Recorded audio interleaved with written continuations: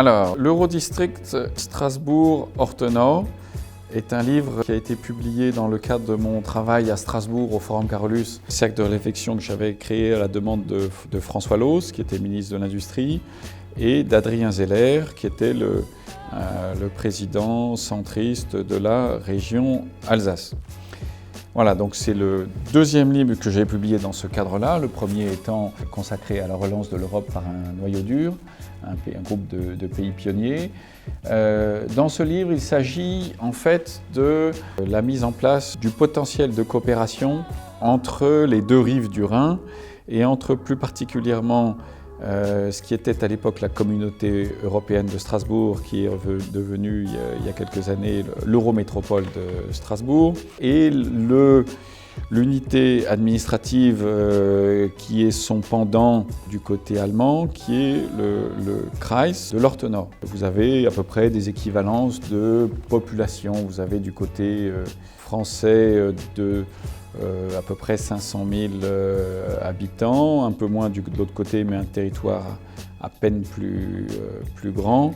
Et l'idée était de travailler sur la coopération transfrontalière et dans tous les domaines possibles, c'est-à-dire les questions fiscales, les questions économiques, les questions de formation, d'emploi, mettre en avant les parentés linguistiques qui sont évidemment très importantes puisque les dialectes en Alsace et dans le Pays de Bade voisin sont les mêmes d'est en ouest et diffèrent souvent plus du nord au sud.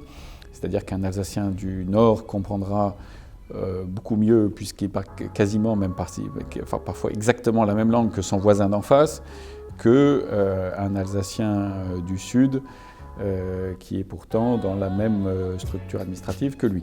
Voilà, donc ça c'est un livre qui a été préfacé par Roland Ries, juste avant qu'il devienne maire de Strasbourg, qui est le maire socialiste de Strasbourg, qui est devenu, je crois, En Marche compatible entre-temps.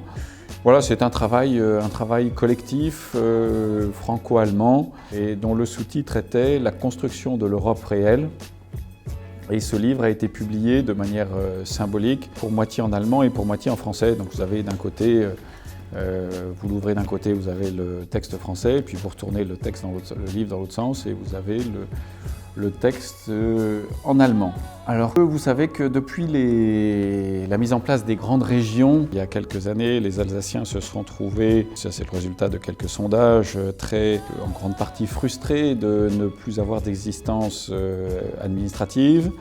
Et le compromis qui a été trouvé, en fait, je pense, fait écho à ce projet Strasbourg-Ortenau, puisqu'il s'agit de mettre en place une collectivité unique d'Alsace qui va fusionner les départements du Bas-Rhin et du Haut-Rhin, dans lequel Strasbourg et la dimension transfrontalière jouera un rôle important avec des compétences propres, notamment dans les domaines culturels et linguistiques.